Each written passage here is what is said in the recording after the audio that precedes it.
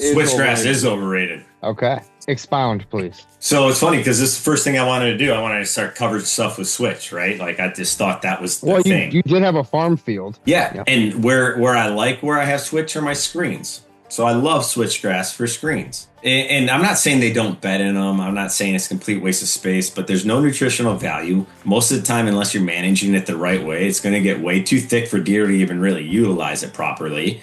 So then you just have this big sea of nothingness that deer aren't really, unless they have to walk through it, they're not walking through it, right? I don't know. I just think Switch is just so overrated for bedding in lots of like, especially like farm country out here in Michigan, for like mature buck bedding year round. I think it's overrated. I don't know, but I think it can be enhanced. I definitely think there's arguments that people will shut me up.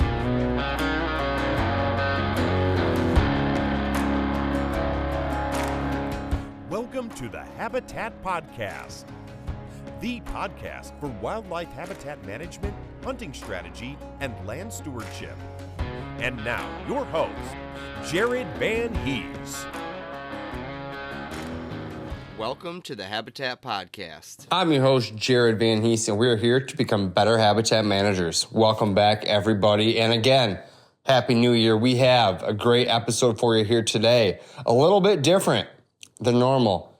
Some of the old guests you've heard from before are HP crew, Mr. Corey Franceus, Matt Zahl, Andy Hutchens. We catch up with Corey, see how his season went, and then I hit him with some fight me questions. That's right. Weird, fight me, controversial questions. We kind of do a panel, and we get people's opinions on some of the best habitat topics we've covered. I mean, honestly, this episode, some of the hot takes in this episode could summarize years of discussions on this podcast all in one episode. Great episode with my boys. Appreciate those guys. Great time. Glad they came on. Another good episode for you here today. Because we have some awesome episodes coming in the upcoming weeks. We recorded another one last night, which was awesome with Bobby Kendall. That'll be coming out soon. We have some good ones coming out in March and February as well with some different products. We're getting some product manufacturers on here. You're going to hear from them.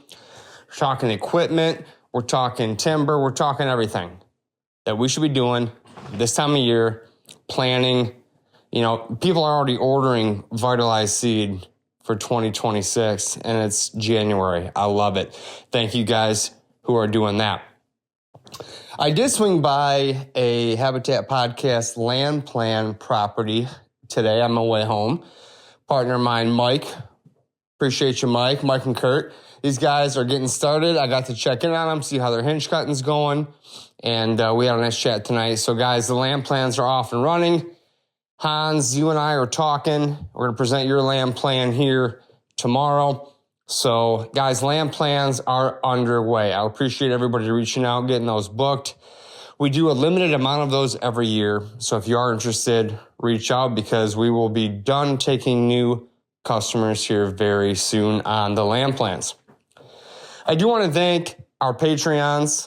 We have a Patreon coming on soon to interview him in Virginia in the mountains. Pretty cool episode coming up. And I just want to say what we're going to be doing. I've never done this. Hitting you with a lot of new stuff today. I'm going to be putting on our land plan breakdowns on our Patreon. So if you want to see what an HP land plan looks like, head over to patreon.com/Habitat Podcast. Link below in the show notes. Become a Patreon. You'll get access to see us break down each and every property. I'm going to upload a new video. I don't know, maybe once a quarter, once a month, probably once a month. Got enough of them. Put on there and you'll see how I present these plans back to the clients, how we break down their properties. And you can see kind of how my mind works when it comes to these Habitat Podcast land plans. So I appreciate the Patreons, the Habitat Podcast Patreon, Marco Polo. That's kind of our meat and potatoes of the Patreon group. That's going awesome. Trent, shout out to Trent, new Patreon just recently. Thanks for joining, brother. And guys, we're just building a better HP community through Patreon. It's a lot of fun. We're going to have another Patreon hunt this year. Thinking October, thinking Michigan. More to come. Habitat Day. Thinking Michigan thinking June. I don't know. Up in the air still. Just everything you want to know is over at our Patreon group. Also have a brand new Habitat Podcast website coming out soon. Have some merch on there. Have everything you need to know to connect with us on there. I want to thank the people who are leaving us great reviews on the Apple iTunes app, the podcast app. Blake, I got your decals in the mail this week, brother. Thank you for the great review. If you left a review on Spotify or Apple iTunes, podcast app, whatever, let me know. Hit me up. info@habitatpodcast.com. We'll get you taken care of. Everybody else, it is beautiful out right now. It was 50 degrees today. Trees hitting the ground is like perfect weather for this stuff, guys. It's a little snowy.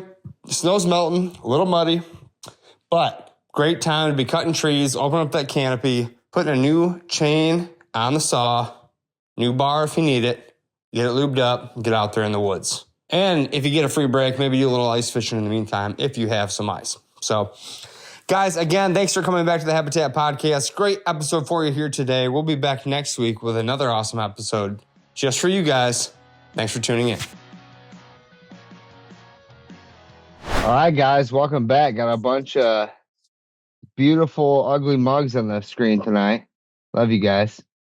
What's going on? I don't know about you guys, but this week's been kind of crappy. We're 2 days in, but I've been excited for the last 2 hours to hop on here and chat with you guys. Hell yeah, man! I'm real excited. We got it's the first episode of Protect Our Plots. Oh, Yeah, I love it. What about you guys? What do you think? Protect our plots. Tell me more about it, because Well, I Rogan's protected mine because I had failure this year and nothing's touching it. So we're good. We're protected. Well, Rogan's got Protect Our Parks with all those cronies and talking shit on a podcast. Blasey's got Protect Our Bucks.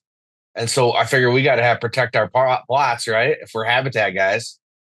I like it. And you got Andy Hutchens, you got Corey Franceus, HP Crew, you got Mr. Matt Zahl, HP Crew, who still has nothing on his wall in the background of the podcast. Can you black that out or something? Or maybe like, dude, I remember my first podcast. we'll draw a dick in there going into his mouth in post production here. Oh, whoa. Andy, you've been spicy this whole week. Every time I get a text from you, I meant what I said when I see you in a month. I probably old juice box is coming out. Oh, Jesus. Oh man, I forgot about that story till right now. I don't have anything on my wall either, but I got shit back there. I got shit. I'll hold that this whole time. Don't let him fool you. He just took his My favorite shed in the world. Like check this 400 out. inches a buck. Oh, The Y. Is that signed by Tiffany Lakowski? No, it just says where I found it. I found it in the date. Oh, okay. Does that say Zahl's mom's? Hey, if you bring that to ice camp, Matt actually might put that in Andy's neck. Yeah. There is a chance. I want to make Okay, like a he's got shooting even- rack. I'm going He to already make a got stick or closer to the shooting stick camera like out he's of it. coming at me. Oh, That would be great. cool. That would be really cool. I'm trying to. No, it ain't gonna work. Never mind. You're gonna get it. Andy's gonna get a nice chat GPT picture of him later when Matt has a couple of minutes to screw around. Yeah, exactly. Matt, how you doing over there, buddy? How's West Michigan treating you? It's good. Just got on the ice a couple times last weekend and stacking fillets in the freezer. So feels good. Nice. How many? You got any- how many? What have you been catching? GPS coordinates for that? No, I tried to hand PFK off the coordinates, but he didn't bite. It wasn't in. No pun intended. No. Well, he's gonna listen to this, and I appreciate you for inviting him. I really wish you would have showed up, man, because you caught what? How many perch? 22. 22 perch. Wow.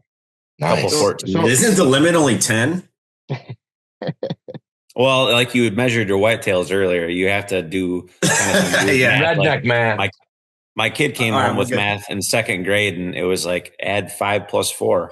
And Yeah. I was like, yeah, it's 9. And then it was this algorithm like calculus to fit, and I was like, that's the stupidest thing I've ever heard of. So Yep. if that correlates to a limit being 10, then yes, absolutely. Oh, All I right, don't. good stuff. Good. Yeah, good job on the perch, man. So PFK did not join you. No, when we texted the night before, we were going back and forth, and I thought it seemed pretty promising. It wasn't just, okay, yep, I'll see you out there. We had 6 or 7 good exchanges, and I dropped him a pin, and I said, text me when you get here. Go on. You know what? Send me that pin. I'll make sure he gets there. Yeah. So for those who don't know, PFK stands for Panfish Killer, and that is AKA my dad, who seems to do very well on, it might be his shtick, if you will. Like if he has a thing in life, it's probably catching panfish through the ice. And cleaning them. And cleaning them faster than we can, for sure. Wicked fast. Like 5 to 1. And talking shit while he does it. You guys know how hard it is. I thought about you guys the other day when I was cleaning those fish from our little outing, Jared. By the way, you slipped me more than 6 extra. By the way, I was cleaning. I just got done 10 minutes ago. But I was thinking that cleaning fish is so much more enjoyable when you hear hot grease in the background. Ooh. Yes. Think about like when we're cleaning fish up at fish camp. Yeah. You know what else sounds good in hot oil? Switching the subject back on where we're supposed to be is back straps. Ooh. Yeah. Well, before we get to the back straps, we should have brought some back straps on the ice on Sunday, Corey. We had a pretty good day. Do you know what I was actually almost cut them out of a fresh one that was hanging in my garage that day. I almost cut them out, but I should just bring a whole back strap and we'll cook it on the ice. But then I thought, dude, it's gonna be such a ordeal to get something out there to cook it on and whatever. Well, it was an awesome day either way, and we caught a bunch of panfish. We tip up 4 or 5 different fish, missed a couple, and you were great with the boys out there, Easton and Leland. They got their fish, and they're little kids, 7 and 4 or whatever. And but that smoked salmon you gave me though, that chunk, I kept that thing. I made smoked salmon dip tonight for dinner. Cream cheese, onion, smoked salmon, a little dill, and lemon juice. Dude, that sounds amazing. I'll bring some up to camp. I'm sure I have another pack. I'll save whatever I have, and I'll just bring it to camp. We'll kill it all that week. Oh man! And just for stuff you have in the fridge, shoot, I threw it together and just mow. So that's good. It's a nice little. That's a nice little dinner, whatever. Yep. Well, you were just saying something about deer hanging in your garage. I want to hear about your season this year. We had Matt on and Andy on and myself last time. We kind of covered our seasons after we shot a few bucks. Andy and I had an Iowa recap going. How'd your season go? First of all, how many doe tags have you filled to this point? I don't count the summer, but I think we did 20 in the summer, and then 15 and 20, 35. Nice. Good for you, man. Yeah, no, not that many. Maybe a few less than that. It feels like, I don't know. Because actually the last 3 times I've gone out, total 24 killed. 2 of those I brought somebody out with me, and they were the gun for a couple of them. So 22 deer I shot in the last 3 outings, and then maybe whatever, I don't know, 10 or 15 before that. I don't know. Yeah, we shot a lot. Just does though. They're dope. I mean, not just those. They're actually some of the funnest things. So, but you asked me how my season was. So beyond shooting the does, which has just been the last couple weeks, I only filled 1 doe tag. I filled a doe tag second weekend at gun. Other than that, I didn't fill a doe tag for the farm purpose. But I had a really cool season. We went up to deer camp. We went up and did a public land hunt, and I guess my first deer with a bow when I was 16 was technically on public land. It was in a baited tree stand, set by, my girlfriend's dad or whoever it was at the time that I went up with.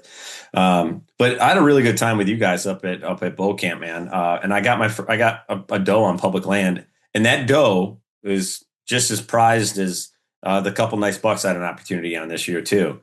That was so cool, man. I mean, we went, wherever we were in Southern Michigan and flatland, and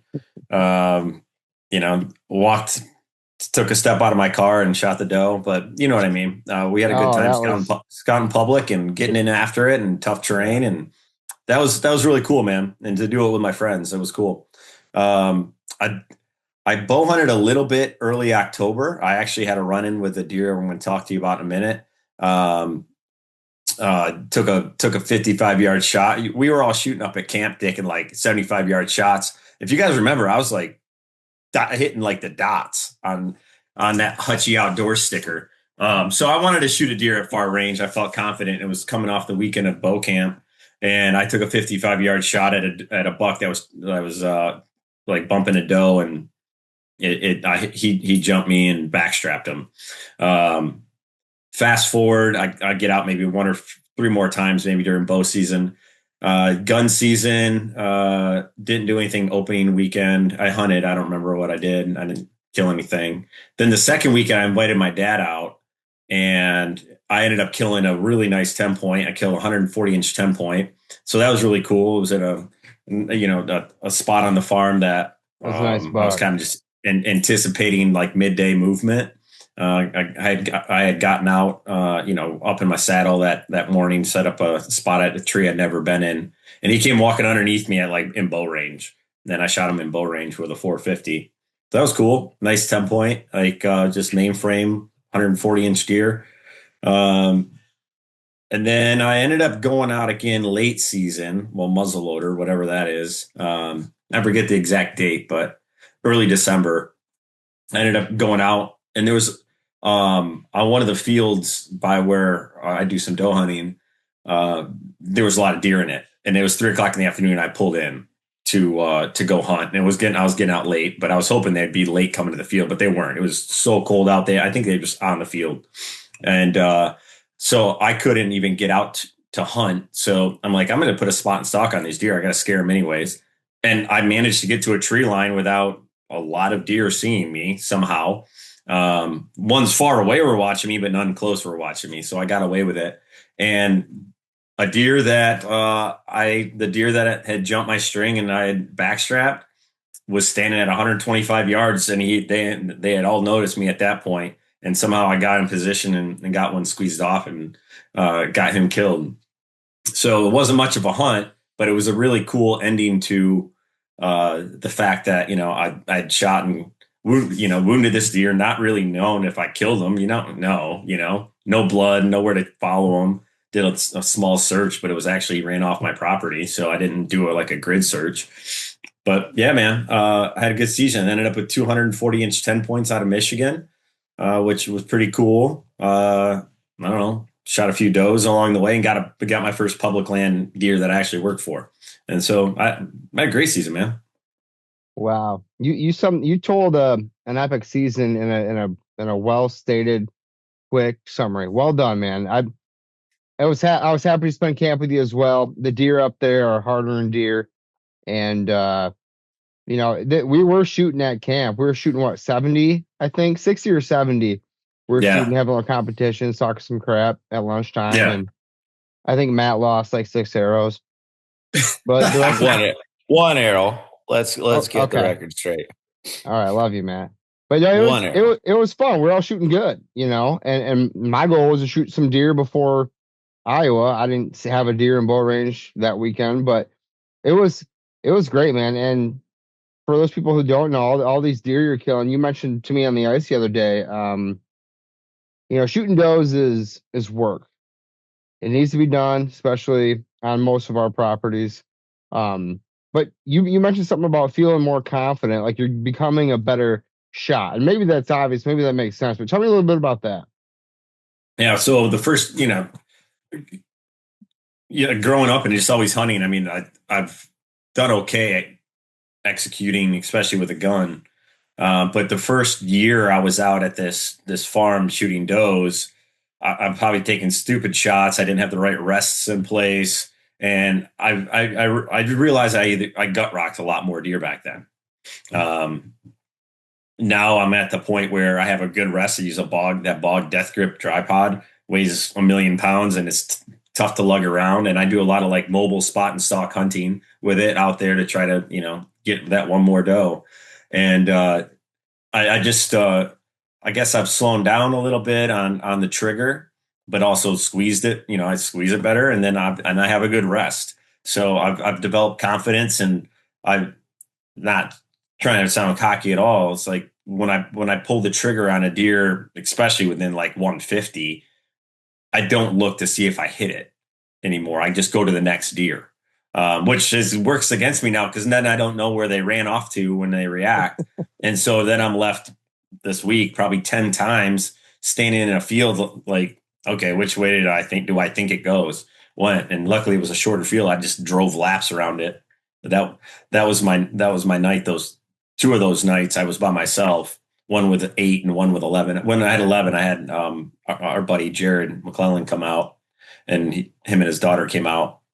But sorry. Anyways, yeah, man. So it's just like I get more confident in shooting. I think that's what we were talking about. Sorry. Yeah. No, I mean, I think it's just develop a level of confidence shooting. I think it's good. I think especially with the bow too. I think that helped me a lot this year, getting some deer down with a bow, and it was awesome. So I can't wait to get into stuff for Habitat this year. Andy, we ordered your trees yesterday at Morris. You ordered what? 20 trees? Yeah, I think so. Two of those buck packages. Andy's got trees on the way. Al and I ordered some trees. Al's got 19 trees on the way. I got to order mine yet. What are you putting in? What are they? What species of trees? Andy, what are you putting in? Apples, persimmons, chestnuts, Kiefer pears, or is that Al? Some pears. Yeah, there's some pears in there. It's like one of the big buck growing rack thing, and other was like big buck whatever, or decent buck, or Michigan buck. Frank's got a couple of combo packs online, like a big buck pack and a big rack pack with like an assortment of trees and whatnot. But the Enterprise apples were already low in stock, which is interesting. So I'm gonna have to get on an order here real quick. But I'm gonna order at least probably 24 more mash trees for the 70, and then probably some more conifers too. So when you're getting mass trees, you're talking like pears, crabs, apples, that kind of stuff? That's what I like up there. Yeah, I like pears, I like crabs, I like regular apples. It's way up north. That's what I'm gonna go for there. They seem to do well in that area already from the orchard, all the orchards around and whatnot. So I'm gonna go that route. Yes. So do you like try to get ones that drop different times? Like how do you guys decide on what you get for trees? Yeah, that's kind of why that's what that pack, if you buy that pack, that kind of like it gives you a couple, that are dropping in September, some that are dropping in October, some that are dropping in November, and some that are dropping in December. So if you get, if you go with the two different ones, you're going to have a variety of like, some chestnuts dropping now and some pears dropping now and maybe an apple a little later. So it kind of takes the guesswork out of having to do it yourself. That's why I went that way, because I'm stupid. Yeah. No, I don't always know what species to pick and when they drop, and some will just hold till some crabs and some pears will hold till February. I mean, it's crazy, but like if you time it right, like it sounds like it sounds like Morse put together a nice package for like that timing side of things. Yeah. It takes that guesswork out of it. Cause I don't always pick the right things. Matt, what about you? What are you ordering this year? And how are your chestnuts looking? Chestnuts are roasting on an open fire.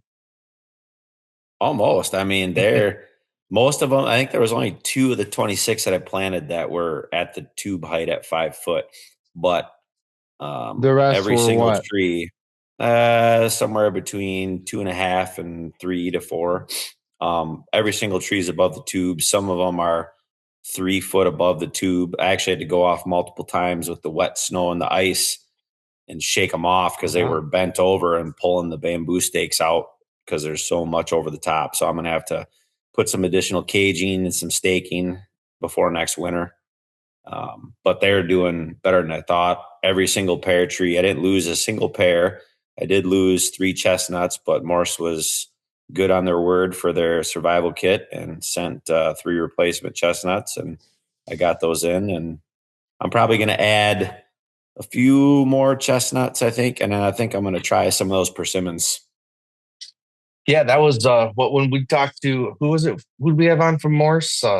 Fred. That was the whole point, was the persimmon, the self-pollinating persimmons, what they had back in stock for the first time in a couple of years, I think he said.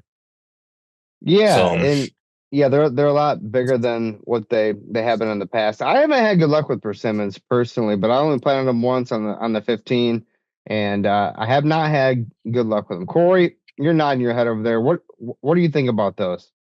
I've planted 4 grafted persimmons. 2 of them do not exist entirely now, and then the other, and this is in 18 or 19, and 2 of them, I mean, just aren't doing anything. I think they just keep dying back and root suckering, sprouting out of the root stocks, sprouting again. I probably just have 2 persimmons, like whatever they are, rootstock, natural, whatever they're, male, female, or whatever. But so yeah, I haven't had luck with persimmons.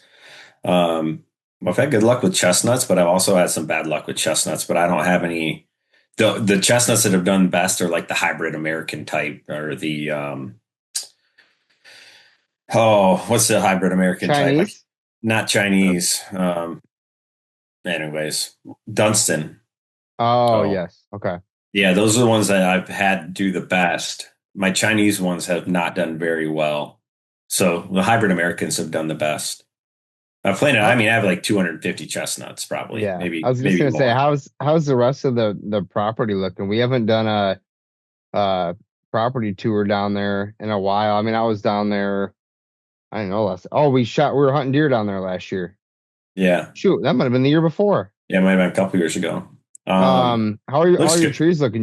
We did a podcast a ways back. You planted like 2,500 trees. Yeah, they're doing good. I mean, they're doing okay. I would say I would expect them to be bigger than they are. I mean, my soil is sandy loam, like low to mid 5s pH. And then I planted some of them within native grasses, so those naturally are just getting choked out by the native grasses. But there's some that are doing better than other. My 2021 and 2022 plantings are doing better than my 2020 plantings. Okay. So I don't know if it's batch of trees or what, but my stuff on my south side, the back, like where we jumped that buck up that time, those trees are just, yeah, lot left to be desired on how they're doing, but they're better than not putting anything there, right? They're maybe 50% of what I thought it was going to be, but that soil didn't have much regenerating in it. So are you all planted out in trees? Are you to the spot on your property where you're past all the initial hard go, and you're more of tweaking and managing and the maintenance stage? Yeah, I think so. When I was just out there a few days, I went out there on January 1st, opening day of habitat season in my mind, even though we can still technically hunt a little bit in some parts of Michigan. But I always go out. That's the one I won't go walk on my property till then. Although I haven't had any deer. EHD did a great job on my farm this year. Totally wiped me out. But I mean, I'm going to expand a couple food plots, change, kind of like start altering travel corridor. I had a neighbor change, and I feel like they're going to take this 30 acres out of ag. I tried to buy it. It just didn't work out for me. Because it's the ag that I set my property up based off of the deer going that way. So I don't know what they're doing with the ag field, so I might have to make some adjustments. So anyways, I'm kind of starting thinking about how I'm going to kind of reformulate my farm when that natural east to west movement goes away, because that ag doesn't exist there anymore. And so I have to try to enhance a certain side of my property to keep deer flowing in the direction I want them to. And ultimately, honestly, it might help me because I might be able to stack bucks a little bit closer to where I want them to be. Okay. I got that. Guys, I'm gonna switch gears on us here. I came up with some hot takes and fight me questions. Already. All right. You came up with these, or this sounds like an Andy ploy right here? No, He's been in the fight me mood all week. Feisty. Matt laughed first, so he gets to go first. And these guys have not been prepared for any of these questions. I'll be very nice. All right. If you had to ban one piece of deer habitat advice from the internet forever, what would it be? Ban one piece of habitat advice from the internet forever. Matt's going to go first. Corey, Andy, me. If we even have that many answers. Because you guys are not prepared for this. This is throwing you So let me understand the question. Yeah. Go ahead. Habitat advice, like hinge cutting. Deer habitat advice. Sure, yeah. I mean, I don't care. Deer habitat advice. You had to ban one piece of it from the internet. Stuff that you read, and you're like, oh my gosh, again. Okay. So I'm probably reading too deep into this. So is it something we want to ban because we think it's such a good tactic we don't want anybody replicating it? Or is it something we want to ban because there's so many ludicrous statements that are made out there? We're just like, oh, we're doing this again. I say the latter, but I like the former too. Either or, but the latter was where I was going with it. Let's see. Ban because I don't want to hear it talked about anymore. And sorry to make you go first, but I'll go first. Okay. I would ban listening to every jackass out there. That's what I would ban. Don't listen to everybody. Take a little bit from each person and, we'll do what works for you, because what works for you guys in Southern Michigan and me in Northern Michigan and Matt in West Michigan can be completely different. So take everything with a grain of salt. Okay. I like it. Because you'll get the guys that tell you there's only one way to skin a cat and there's 3 ways. So they'll talk everybody else down, and they'll, listen to me. I'm the best and only buy my whatever. And yes, I see where you're going with that. Yes. All right. Who said they got one? Switchgrass is overrated. You're going to ban the fact that people say switchgrass is overrated. No. Switchgrass is overrated. Okay. Expound, please. So it's funny because this is the first thing I wanted to do. I wanted to start covering stuff with Switch, right? Like I just thought that was the thing. You did have a farm field, right? I did. Yeah. And where I have Switch are my screens. So I love Switchgrass for screens. And I'm not saying they don't bet in them. I'm not saying it's a complete waste of space, but there's no nutritional value. Most of the time, unless you're managing it the right way, it's going to get way too thick for deer to even really utilize it properly. So then you just have this big sea of nothingness that deer aren't really, unless they have to walk through it, they're not walking through it, right? I don't know. I just think Switch is just so overrated for bedding in lots of like, especially like farm country out here in Michigan, for like mature buck bedding year round. I think it's overrated. I don't know, but I think it can be enhanced. I definitely think there's arguments that people will shut me up. Would you say that a mix of like Big Blue, Little Blue, Indians, and Switch would be a better option? It would be, because then animals have more to get around, more room to get around in them, right? It creates like more separation. You just see it different. You can walk through those types of fields. You can't walk through a 8 to 10 pound per acre Switch field. And maybe I planted mine too heavy or something. That's why I feel that way. But one of my neighbors has 3 acres of it, and he gets some bedding in it. But he's done a lot to try to enhance that, and it makes sense where it's at because it blocks a house. So I think there's definitely uses, but I just think that there's some I just think Switch is overused, when I think there's a lot better things that you can put into enhance, deer bedding, travel, security. Like sorghum. Maybe. What did you tell me about your sorghum last year? Dude, I love it. I'm on year 3 of doing it behind my house, and I love it. I had deer in all fall. It was good cover. I know where now it would put Switch. Plus, it gave me a bunch of food at the end of the season. I loved it. I love it. Yeah. Yeah, there's some guys that I've seen talking about that kind of stuff, like planting sorghum. That's what I'm going to do next year. I have a 1 acre, it's a big, solid 1 acre block, food plot, maybe 1.25 acres. And it's just wide open, man, when there's nothing in it. So I'm going to fill that with milo and sorghum and brassicas next year. All right, Matt, you're up, brother. I would say it kind of piggybacks a little bit off Andy's, but the asking for advice and then already having like a predetermined opinion on what you're going to do, and just ignoring, some good solid advice from, maybe a lot of highly qualified people that are putting their input out there, and just kind of saying like, yeah, I hear what you're saying, but I'm going to stick with my past 15 years of doing the same thing over and over again and expecting a different result. You're married though. I'm just coming from a married man. You should be used to this kind of stuff. Well, that's true, but I expect it from her. I don't necessarily expect it from people that are actually trying to make some changes and improvements. That's true. It's safe. My wife won't listen to this. We're safe. Yeah. No, that's a good one. That is good because people ask for advice and then they shoot it down, right? Yeah, or they want to argue. They'll ask you, for the advice, and then argue right back that no, you need to do it this way. Well, why'd you ask if you didn't want to know? Yeah, I think there's two sides of that. I've had a lot of good land plan clients that you go there, you make a plan, you tell them, they go, that's what I was thinking too. I just needed somebody to tell me, and like I'm cool with that. What I don't like is when you go there and do it or offer advice, and then nothing happens or nothing changes, I guess maybe is a better way to say it. Where, what's the definition of insanity? Cliche. It's like, if you're not making changes, what are you doing? You're not growing, you're dying. There you go, Andy. Cliche. I like it. All right. Well, that went pretty well. All right. I have another fight me question. Fight me in hot takes. I don't know why I said that, but that's what we're going to call this.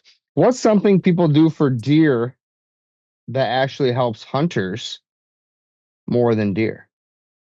And we can relate this to our properties, our habitat. I think I know what Andy's going to say. What is something people do for deer that actually helps hunters more than the deer? Corn Andy? piles. I knew you were going to say that. Corn piles, because they don't do anything for the deer. I mean, they give them food, but you know what I mean.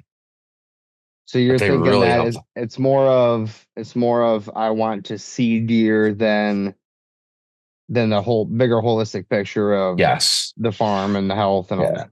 I mean, you can remember what it was like back when we could bait and a buck would come in and it would, be so super skittish and, or come in, with the last minute or two of light. And then, now with food plots and all that, deer act like deer. I mean, they still walk around in Michigan with their head up in the air, but they act more like deer than they do come into a corn pile. So I would say corn pile or any kind of bait pile will help the hunter more than the deer. Okay. I like it. And Matt or Corey, who's next? If not, I have one. Go for it. Let's hear what you got. What do you got? I would think something people do for deer that actually helps the hunters more than the deer is blind placement. I think that when people are putting these blinds out, and I've been guilty of it in the past, I've seen a lot of properties where they do this. You want to be able to see everything. You want to be able to easily set it on the edge of a plot or in the open woods without getting your tractor all scratched up, your truck all scratched up. Where, you look at some of the guys we've interviewed in the past. Jake Ealinger is a great example. He hides his so good. I hide mine very good. Corey hides his very good. Your tripod, I'm thinking of specifically, Corey, that was just sitting in the pines. Like, it has to be where you can get in the blind and get out of it without something in the field seeing you. It's that simple. And we've talked about that before, but I still see that all the time. And maybe in Iowa or Illinois or these other states, maybe it doesn't matter as much. And that could be, a nuanced answer, but that's my answer. So you don't like my blind out in the middle of my field? Is that what you're saying? No, sir. So you think that so that helps the hunter more than it helps the deer? What is that? So I see that helping the deer more than it helps the hunter because that's just being lazy. That's for a guy being lazy is what it is. Okay. No, I mean, Corey's not wrong though. I see that being, like if you think of, the mature and smart deer are going to avoid blinds that stick out like a sore thumb, cause attention. People get seen coming and going. And the more you put in front of your blind, the more you can kind of control where those thermals are going too, by the way. True. That helped. I put a line of miscanthus in front of one of mine that were kind of sticking out. So where that tripod was, I put a Banks blind next to it. This conversation has made me want to now kind of tuck that back. The reason I didn't is because it makes my shot further but I could tuck it back behind pines, move it like 5 yards, but it makes an archery shot very hard on one way, which I didn't. But so you think it helps? Yeah. But I can see how it helps hunters more than it helps the deer, though. Yeah, and I guess when we define helping the deer, you're helping them survive, which is what we kind of want, but not what we want with the big bucks we're after. So good answer, Corey. I'm going to edit that out because it definitely side railed my question. Matt, you're next. He's not. I'm going to say, if you have the chance, living on your property, as opposed to, having to travel and go work on it. I think it helps the hunter out more so than it helps the deer. I mean, the deer are obviously going to get benefit because I'm there 24/7 and I can work on my property whenever I want. But the advantage of living on my property is I think the deer just get a little bit more accustomed to some intrusions, some smells. They get the smells year round. The tractor's going in and out as like my little fail safe. If I got to run out to check a camera, change batteries, whatever else, they're used to that all the time. So I'm going to say living on my property benefits the deer, but it benefits me more than it benefits the deer. That's a good one. It's probably the best answer yet. Matt, you win this round. Well, you didn't tell us we were going for points. I wish I lived on my property. I do. Just to be able to get stuff done more often. Sometimes you put you put too much pressure on it. I mean, I know I put way too much pressure on my farm. Absolutely. Yeah. Living on it. I mean, it's, between there's 5, 6 of us here. So, there's always somebody out doing something. Yeah. That's true. Yeah. It's definitely, you got to be careful for sure. Especially if your property is a pass-through property during the fall, or if they're living there all summer. Like, I've never got a lot of really good velvet picks all summer on the 15, but come October, they're cruising through there. So I could work on it all summer without screwing it up. Mm-hmm. Then again, if you got a buck living on you, you're going to be able to get a pattern down and kill him. So I don't know. Okay. Yeah. Any feedback on the first round of hot take fight me questions? They're loaded. All right. You guys loved it. Packermax.com. Have you guys used a Packermax cultipacker yet? I know that being the first partner of the Habitat podcast, I've been using one for over 5 years now. Guys, cultipacking is one of the highest rated and highly overlooked part of your food plot system. It helps maintain soil moisture, keeps it in the soil, improves seed to soil contact when you press those seeds into the dirt, and ensures superior seed germination for all seed types. I do not plant a food plot without cultipacking. Guys, Packer Max and Lincoln over there, great company, great people. They have 5 different cultipackers available at packermax.com. And they also have a roller crimper combo attachment for the Packer Max. So that's what I use. I can crimp, I can pack, I can do everything with my Packer Max crimper combo. They even came out with a 6-foot unit at packermax.com. Guys, be sure to utilize this piece of equipment when you're planting food plots to get the best success in your seed germination. Check them out, packermax.com. We have a code HPC25 at checkout to save money. Hey guys, Al here, Vitalize Seed. I hope you all are doing well. So we got a lot of new things happening at Vitalize this year, and I wanted to highlight some of those. First off, we got a brand new website. We just added a chat feature to that website, so you can get your answers to your questions in real time or as fast as possible. Those actually come directly to us, so we can answer those questions, as well as has some auto answer features for those frequently asked questions. So trying to further increase the customer service that we offer. Number 2 is we are offering bundles now. So we got a lot of questions about people trying to piecemeal things together. So we took the guesswork out of it for you. You want a fertility bundle? Add that to your cart, and it gives you all of our natural fertility products in one place. We also are adding bulk pricing. So been asked about this in the past, and we've done some kind of one-off things. But for those people who are buying 5, 10, 15 acres, depending on the product, we're going to be offering some bulk pricing options for that. So right now we got that up on Nitro Boost. We also are going to have that up for the Clover Chickering Oats offering, and might expand that to other offerings as well. Other things are new products. So we got our annual clover. That's a fantastic product for frost seeding, also for this early spring, especially for those who still want to plant Nitro Boost. They want to get that annual clover established. You could go in and drill your Nitro Boost right through it, broadcast through it, mow it off, spray it off, etc. We got our premium clover plus. I'm using that on all my logging trails. That's a fantastic product. I'm also using that often with our clover, chicory, and oats mix. So I might use clover, chicory, oats in the first year on my logging trails like I did last fall. Let those oats come in, they'll die off, and then I can frost seed my premium clover and chicory over top of those trails now. So those are areas where I want a perennial crop growing. So I'm using that mix. And then we added our brassica mix as well. We of course have our seed feed and seed armor. Those are selling fantastic, and various other products, guys. So please check us out at vitalizeseed.com. We sure do appreciate you, and we're looking forward to a fantastic 2025. We're moving on. I have a what if scenario. Matt, you want to take this one first again? Sure. Okay. If you had to manage land with 0 food plots allowed, I don't like that one. Here we go. If money was unlimited, I had my answer for that one. No. I know that's the easy one. We all know chainsaws the best deal here. If money was unlimited but acreage was limited, what would you spend on first?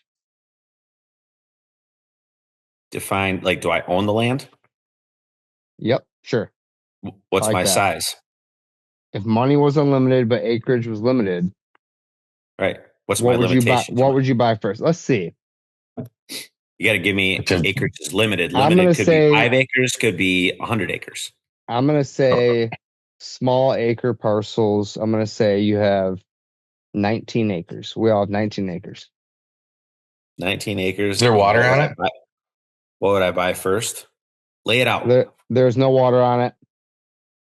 It's long and narrow. Access What's from the canopy the east like? to the What's west. the canopy like? Half timber, half field. I'm putting a for sale sign up. That's the first thing I'm doing. You're about Why? to buy a 20-acre parcel. What are you talking about? You don't even know who your neighbors are. Neighbors. Yeah, neighbors. There's some 3-acre parcels by where I hunt that I would go get and wouldn't do a thing on them, but sit on them. Mm-hmm. Okay, But- say your neighbors are good, and you had to go in. Top 1-2 things you do. I would identify closest water source, put water in if there's nothing within, half mile. Next thing I would do is identify is it barren field? Is it, some scrub brush or whatever that is? Does the field need work? If I can't put food plot in it, then I'm going to want cover in it. Second thing, and then third thing I'm going to do is looking at timber. What are my trees? What value do they bring? Do they bring food? Are they just there? And then I would probably work through with my saw, tractor, and either cut myself, have a logger cut, whatever needs to be done. But I would probably do it in that order, depending upon the scenario and how it unfolds. You asked a question that had a 30-part piece of it. You had a mock. Look at this property. Tell me what you do. I told you said guys you some off the wall questions tonight. So you said money's no issue. I didn't tell you right? that. Yeah, I didn't tell you that till about 20 minutes ago. But yep, Money's no issue, right? yep. You got 19 acres. Money's no issue. Well, first thing I'm doing is I'm going and buying skid steer and a forestry mulcher because money's no issue. Correct. And then I'm putting it super hard, super hard. 70% at least, and getting it thicker and thick in there. Because the only way you're going to keep deer on that little parcel is if it's thick. Like Corey said about the 3 acres. If there's 3 acres, it's thick. You're not going to do anything to it. You're just going to hunt it. I need to keep them though. What if the neighbors have thick, nasty three borderlines around there, and they got all the bedding? Well, either way, Then I your still- food, right? you're I going to still have. So probably you're going to have food. some 'Cause you're going to cover. have all that. You're going to have all that regrowth, and then you can keep going in there with your, with your forestry mulcher, and every, so often take, more and more out. So you're kind of successionally cutting to where you have successional growth. There's your food. So you're still cutting hard for the food. I like it. Andy's been paying attention. Good job, Andy. Corey? I got it.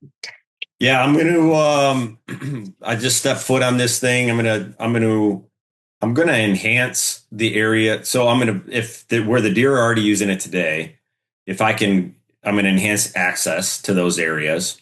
And then if I can do that, then I'm gonna enhance the areas that I want them to be in to get them there more, whether that means cutting food plots, trout corridors, whatever I need to do. But however the deer are using it, it's probably because of how their long, narrow piece is probably based off how they're coming off one neighbor and going on to another. So I'm not going to try to redefine deer movement. I'm going to enhance the areas as long as I can get access to it and spend my money on access and enhancing those areas. But I'm going to get a lot more money because there's like 10 acres of walnuts on the back. So I'm going to cut those. Oh. I'm selling. Yeah, there's 10 acres of walnuts on this farm. So we're gonna sell those, and that's why money's no option, and everyone gets a skid steer. Skid steer. So you're getting a skid steer. You're getting a skid steer. I love it. But I'm digging a pond too. Yeah, I want to get an excavator and dig a pond. If money's no option, I want an excavator. That's what you're talking about. My projects. So that's what I need. I need to be able to dig as my next line of projects, which can be a while. Me too, buddy. Me too. I think if I had to weigh in, you guys all had really good answers. I would, and I'm kind of summarizing some of it, but I have another little trick at the end. I think I would definitely put everything the neighbors aren't doing on there. Corey nailed it with the access. Matt nailed it with the water. So be the property, be the outlier. And then I would get a dozer. And I would build berms all the way around it. I'd have, deer can walk over hills, but I would have probably a 10-foot berm around the whole thing. Miscanthus on top of that. And then lots of Vitalize Seed, obviously. But then I would also, access would be huge. So I think you're pulling them off the neighbors, small 10, 20 acres. You can't hold a ton of deer, but you can hold some for sure. And you got to hunt it very, very carefully. And then I take a skid steer too. Skid steer. How about a drone? You might as well have a drone that can drop you in too. That would be. You guys don't have that already? Zip line. No. I've thought about zip lines. They're way too loud. Hey, Face Off e-bike will get you there. Say you just need a face off plug.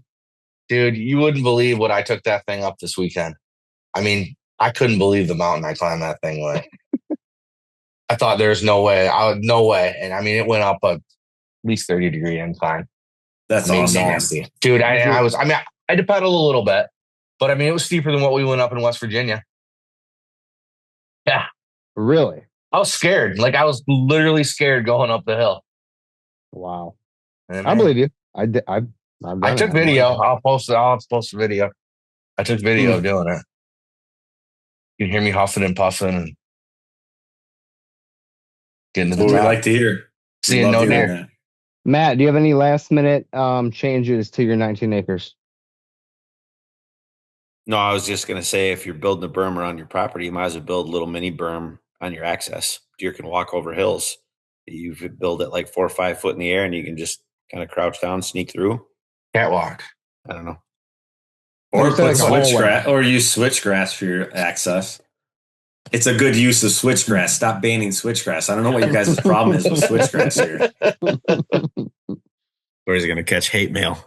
I know. First autumn olive, and now switchgrass. Hey, the guy that likes autumn olive also all of a sudden hates switchgrass. I love autumn olive. I do too. I got to control it in my timbers, regenerating where I did some TSI stuff. I got to get on top of that. I don't want that there. Yeah. But if my damn neighbors would control autumn olive, I wouldn't have any. Damn neighbors. I'm that damn neighbor. I'm that damn neighbor. My neighbors just came back, and so I think that's what screwed up a lot of my deer this year. Really? Yeah, no one's been there for 10 years. they've been living up in the UP, and I think that's just where all the betting was back there on all that auto mile up to the south.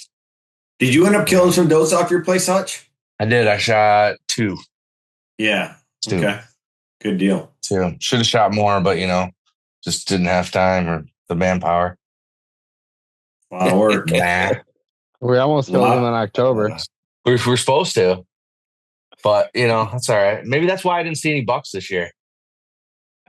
We didn't kill them in October. You're welcome. He's gonna cut a hole in Burt Lake and drown you coming up. Yeah, I know. He said you're going down too, so it's not just me. I have time to recuperate and get mad on my good side before then. I think you're already gone. Andy's so far in first place right now. It ain't even funny. I'll give him a latte and he'll be fine. Yeah, probably right. Okay, here's kind of a more serious one for you guys, since you're totally failing the question series so far. I'm kidding. You guys are doing a great job. I really appreciate it.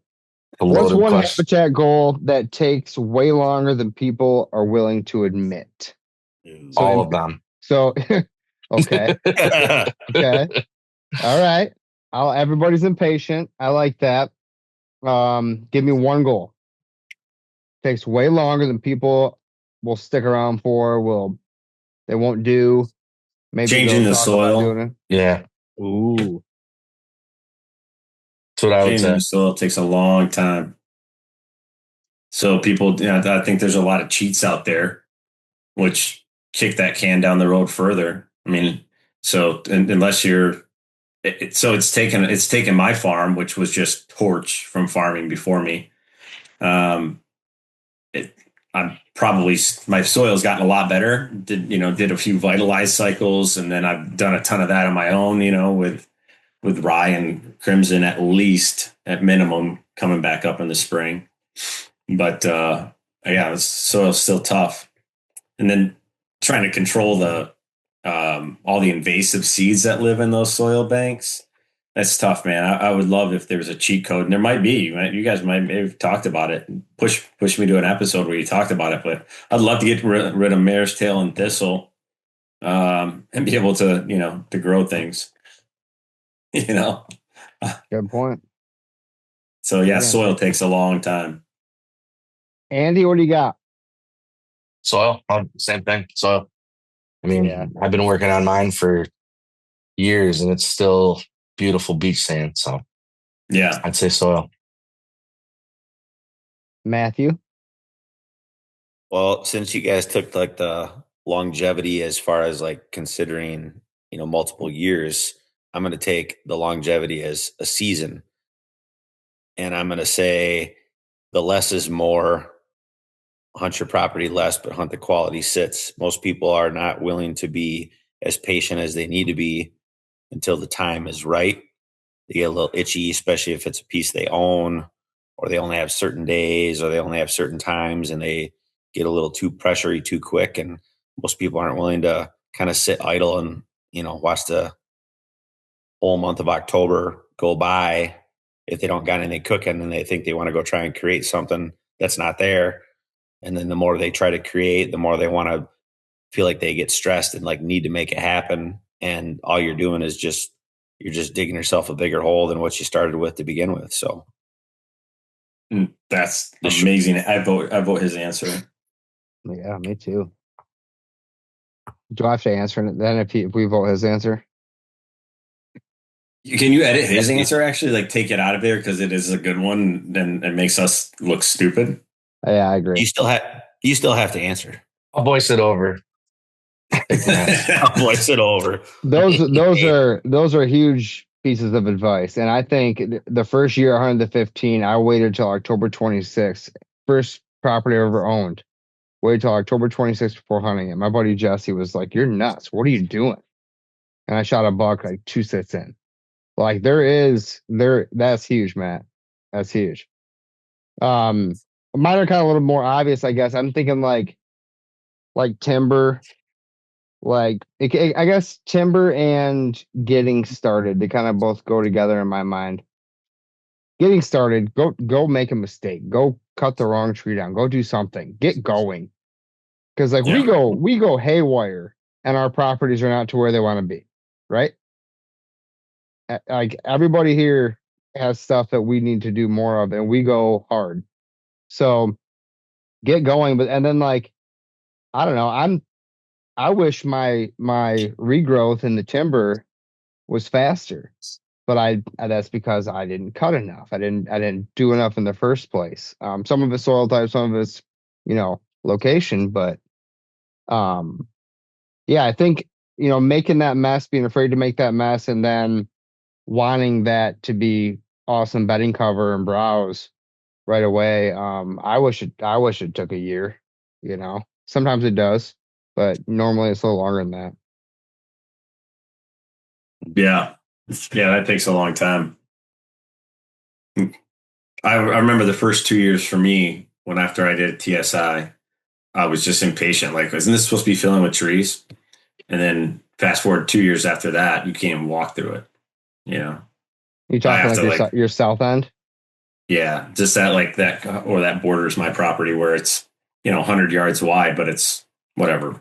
I don't have a lot of timber, like timber stand on my farm, but yeah.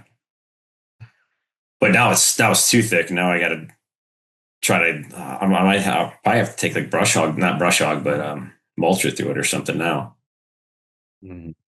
I was gonna say I've done, I would say 3 different percent cuts or 4 different percentage cuts in the 2 times I've cut, and I can definitely see like one section that I'd say was a 90% cut is a friggin' jungle.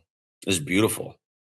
But I've had to work my tail off in there every single year. So I have shooting lanes and deer have travel corridors, because otherwise they don't use it as much as they do if I'm not in there manipulating. And then I would say probably the least percentage area that I've cut is maybe as low as a 40 or 50%. And I know I'm going to have to go in there this winter and remove a lot more junk trees just to get it to the appropriate amount of sunlight where I'm actually going to see the regen I want in 3 years versus waiting 7 or 8 years. Yeah, or just the rest of the stuff there, just canopy getting a little bit bigger, getting 10% bigger each tree, and you're done. Yeah, so you have to take some of those bigger trees out that I maybe should have took out during the first cut, but it's the way it goes. Make the mistake. Yep. Well, Matt, you are the professional when it comes to transitions into my next question. Mistakes. Last one. I'm gonna hit you guys with a new rapid fire. Last one. Corey, you're first because you've owned your farm longer, continuously. Well, actually, Andy would be the longest. But I haven't been managing mine for deer like Corey has. Sure. For as long. Corey first, then Andy. Let's go. If you could rewind back 10 years, what's the biggest habitat mistake you'd undo? The first thing you'd undo?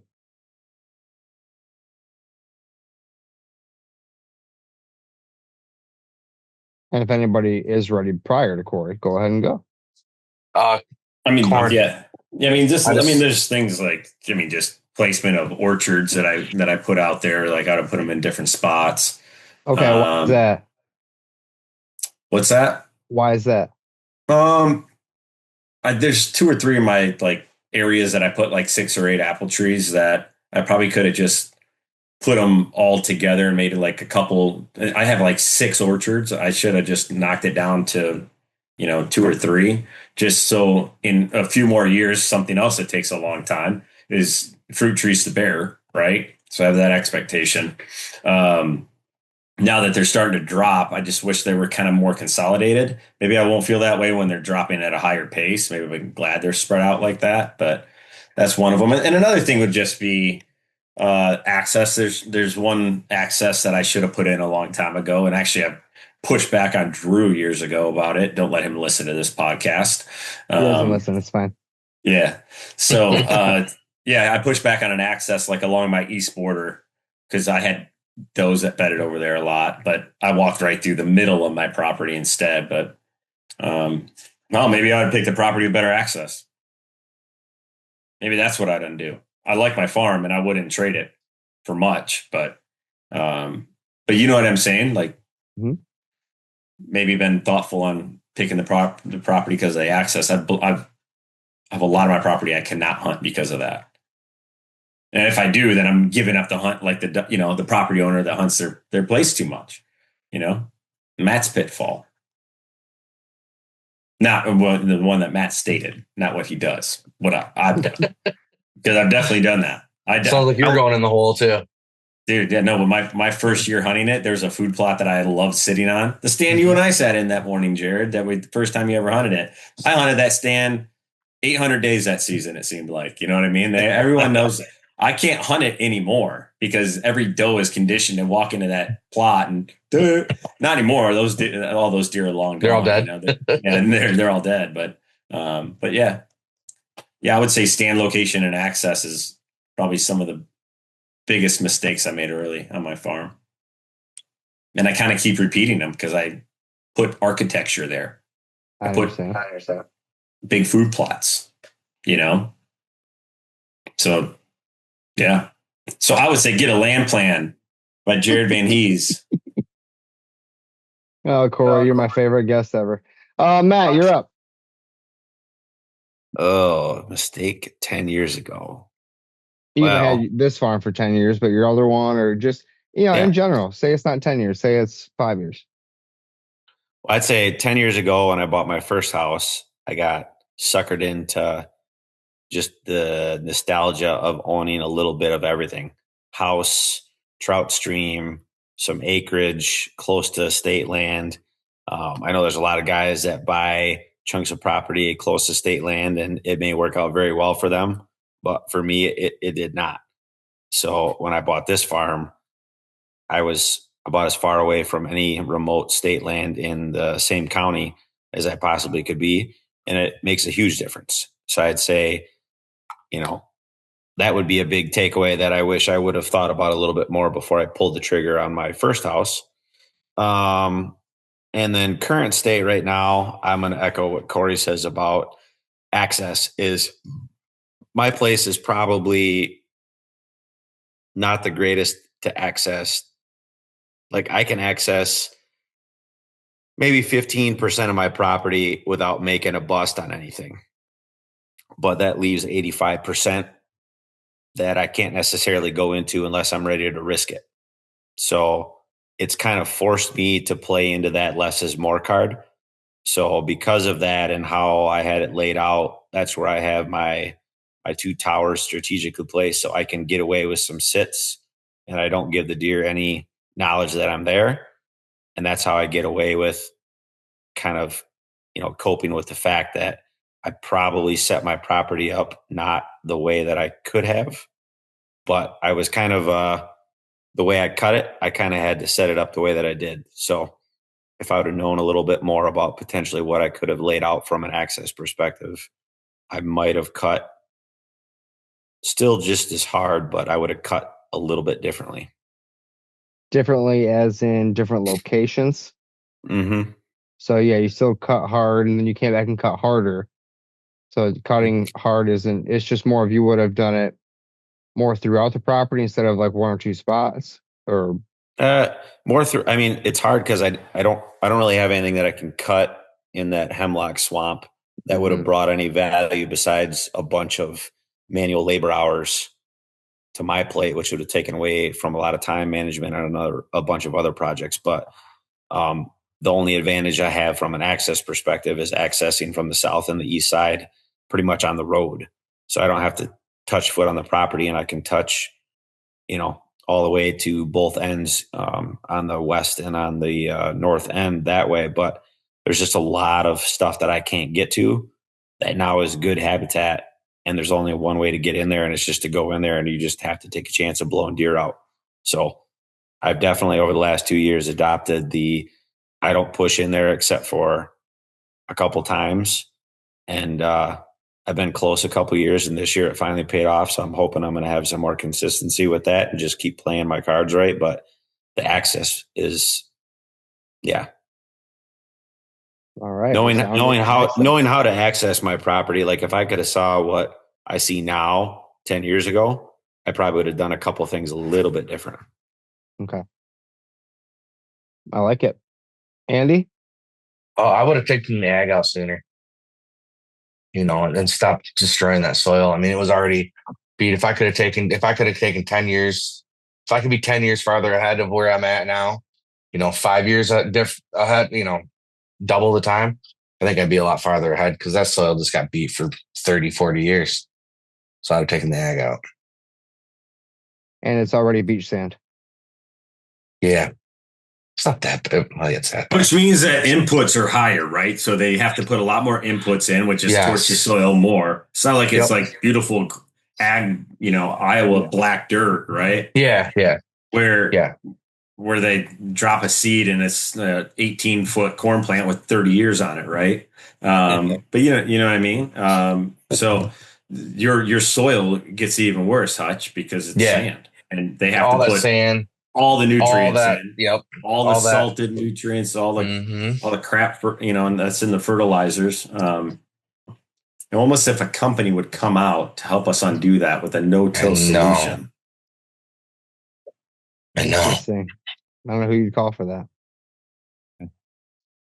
You guys are just talking about soil and building soil back up. I heard on some farming thing that I follow about putting sugar on food plots, not food plots, but putting sugar on your soil. It doesn't feed the plants, but it feeds the microbes and the bacteria. Microbiology. Yeah. That's why there's molasses and sugars in some of the foliars and stuff that people have. Yep. Stimulates microbiology.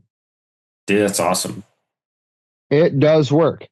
I would agree with everything you guys said. I think mine would be, and Matt, you can relate to this a little bit. Besides cutting harder already, I was in a rush. Corey, you helped me cut in a food plot when we heard the loggers weren't coming back in 24. Oh, we cut in a food plot in July. We're killing ourselves out there with Jason Shubatowski. Then the loggers showed up like September 1st.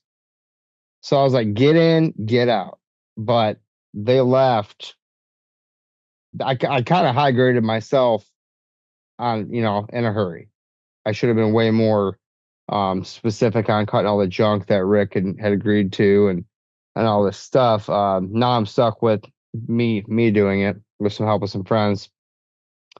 That's the main one. That happens a lot. It's pretty common. Cut harder, cut sooner.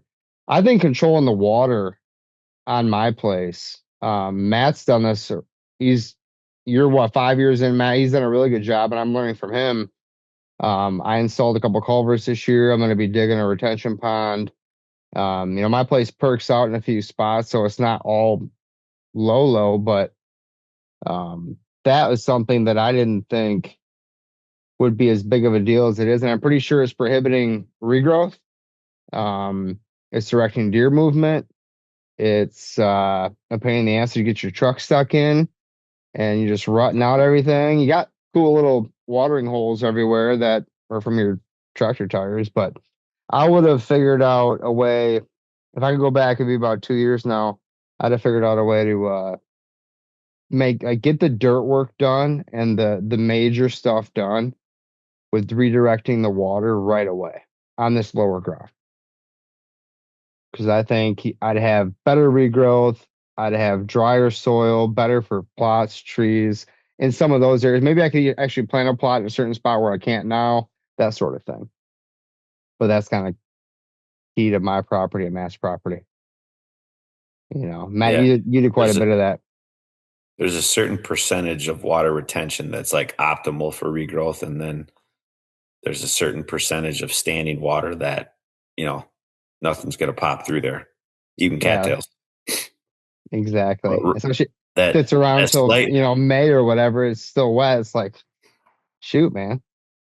But that slightly muddy, sun can get to the mud. That's your magic right there. Mm-hmm. All right.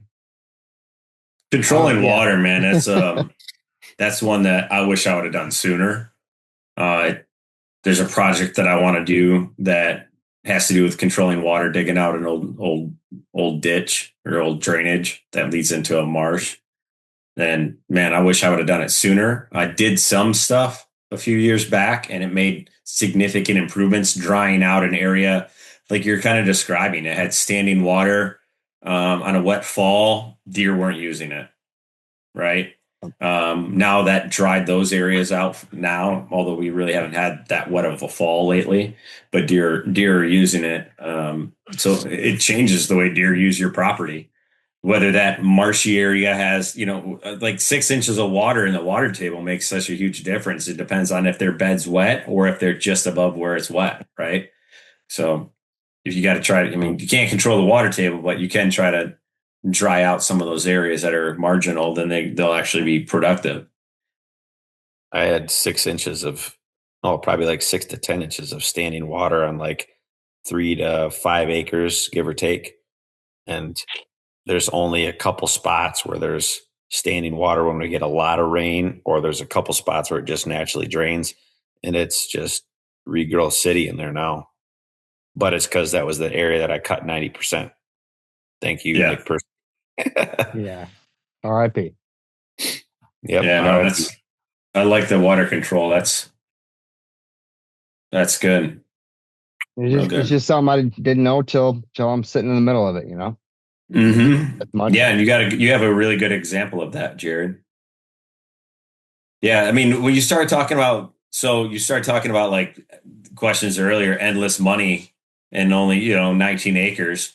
And if you can't control the water, then control what's dry. Then you're going to have to like use equipment to build not berms, but just to build the ground up a foot or two to remain dry, whether that's for your travel or deer travel or, like you have that natural hump right down the center of your property that deer travel it because it's the high point. It's 2 feet higher than the rest or whatever, 4 feet, whatever it is. It's like you don't notice it's a terrain difference, but it's just subtle enough and that you're right at that water table where you're at. Yeah. And then now imagine if you could triple that, have 3 times as many dry travel corridors through your property. Yeah. Triple the amount of deer that can be on your property, right? Or use Exactly. it. So yeah, I love that. That's a good one. All right, guys. Thank you, Corey. Are we ready for the rapid fire? Short answers, no overthinking. Sure. Fight me questions. Well, maybe not fight me questions. I'll fight you. Okay. All right. I'm going to go Andy, Matt, Corey, because that's the way you're lined up on my screen. Andy, chainsaw or dozer? Dozer. Matt. Chainsaw. Corey. Chainsaw. That's a tough. A dozer. Go dozer. Well, you can use a dozer for chainsaw stuff. Yeah. I was overthinking. Exactly. So I broke the stupid rule. Wait. Okay. Never mind. All right. Burn season. Spring or fall? Andy. Never done it, so don't know. Unacceptable, but I'll let it slide. Matt. Spring. Corey. It's spring, but fall's Better. spring. Yeah, spring. I like that. Kill plots. Andy, love them or overrated? Overrated. Matt. Love them. Corey. You said kill plots? Yep. Like them. All right, I'm going to go love them as well. Andy, bedding or groceries? What matters more? Oh. Groceries. Matt. Bedding. Groceries. Bedding. All right. Here's one. Mature buck survival rate on pressured land. Mature buck survival rate on pressured land. Higher or lower than we think? Andy. Higher. Matt. Higher. Higher. I'm also going to say higher. One tree species you'd plant everywhere. I already know Corey's answer. Norway's. I like aspens, but yeah, I'm going with aspen. I'm going to go cedar. Okay, last one. Best habitat change under $500.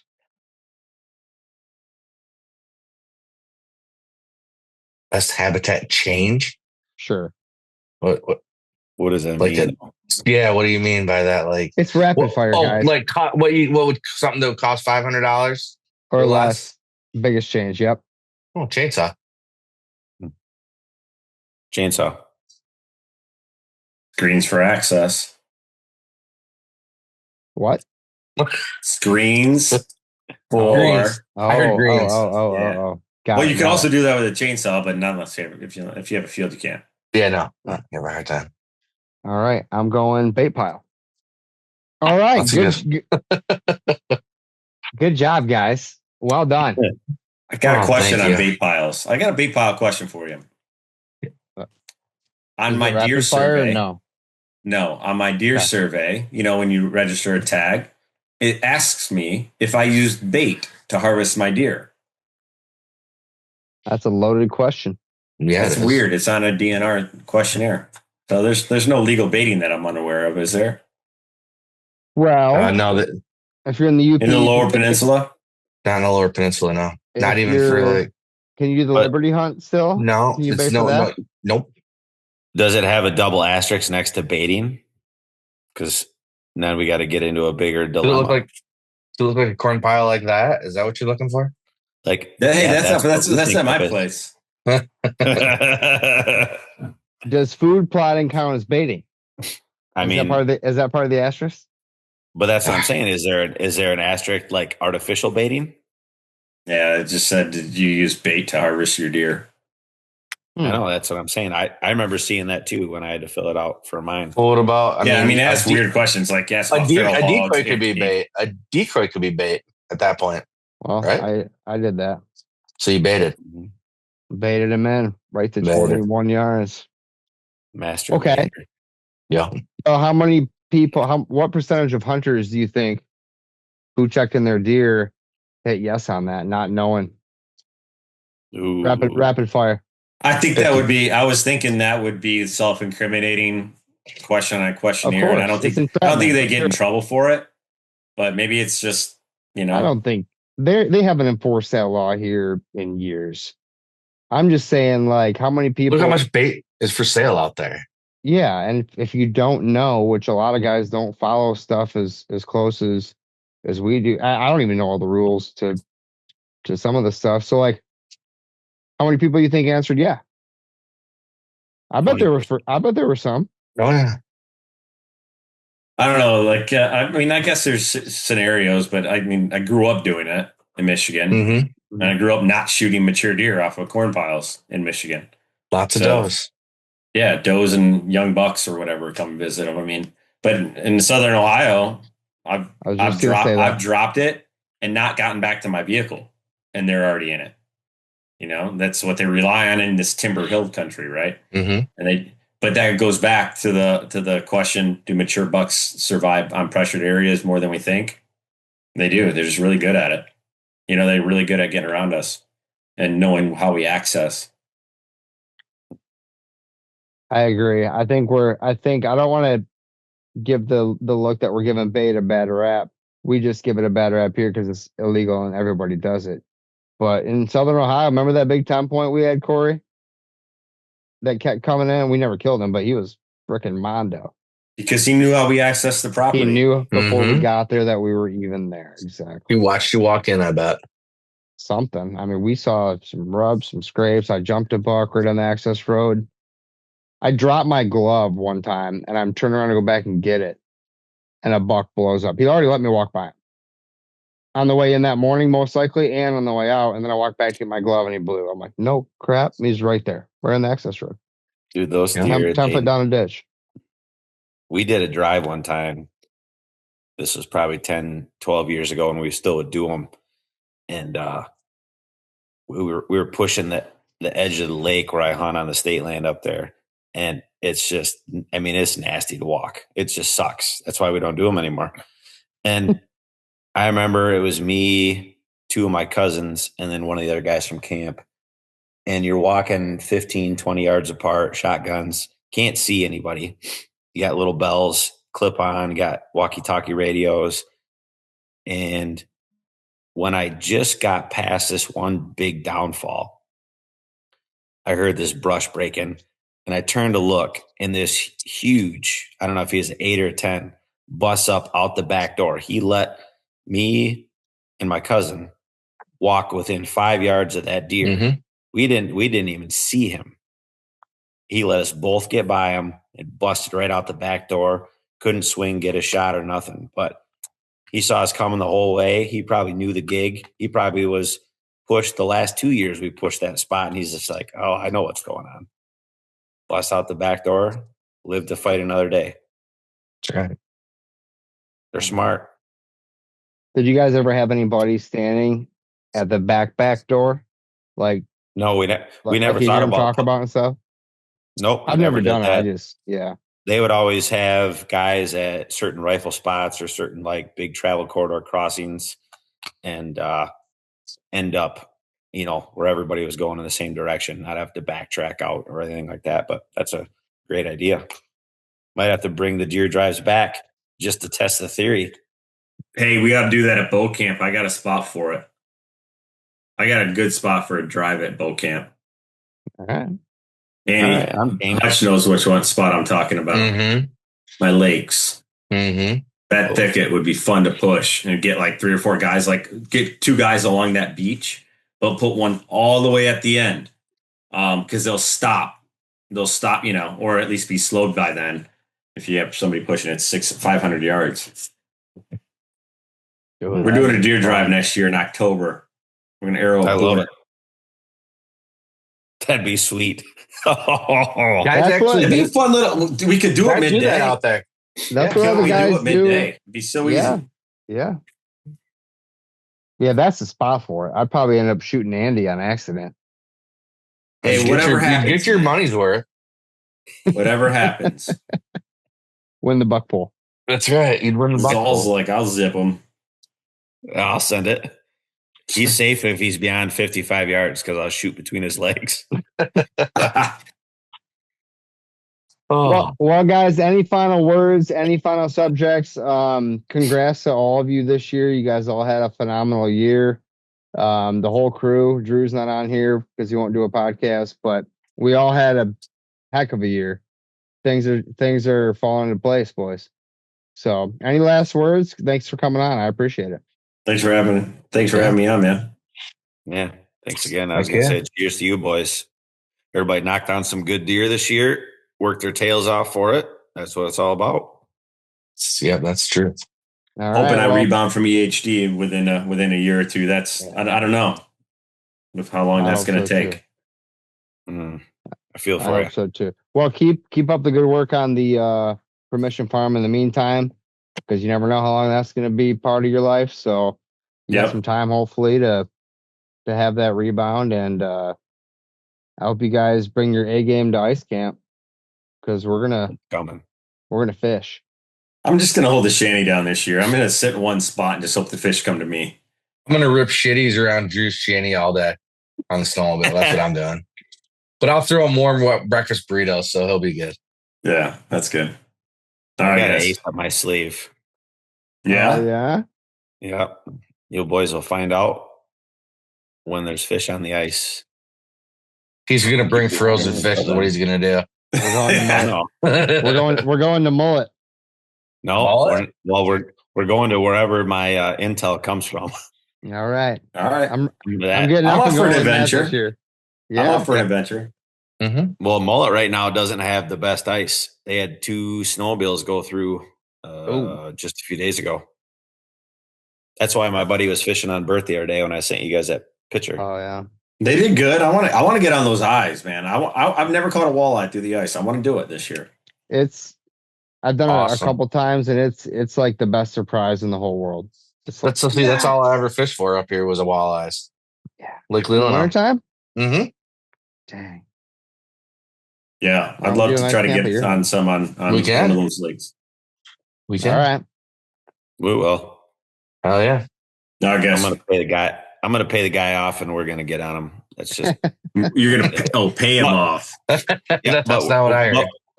But we're just gonna not tell Drew and not sign the contract, and then all of a sudden we'll be like, hey, look at these 28-inch, 30-inch walleyes. I ain't signing shit. Sorry, Drew. I told you I'm a man of my word. I'll abide by the contract. I'm gonna make sure he listens to this episode, if any. So Good luck. all right, boys. Adios. We'll see you in a month. See you guys. Good night. See you.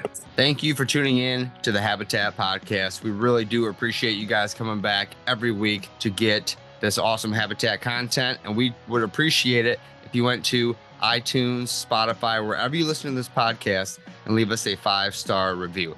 That helps us continue to grow and trend in the right direction, attract new listeners, and help us provide better content in the future. Guys, we have a website full of resources. We have a blog on the website. We have YouTube, Facebook, Instagram, all linked up at habitatpodcast.com. Our land plan services, merchandise, decals, hats, t-shirts, and I give away a free 5-inch decal to anyone who leaves us a review on Apple iTunes.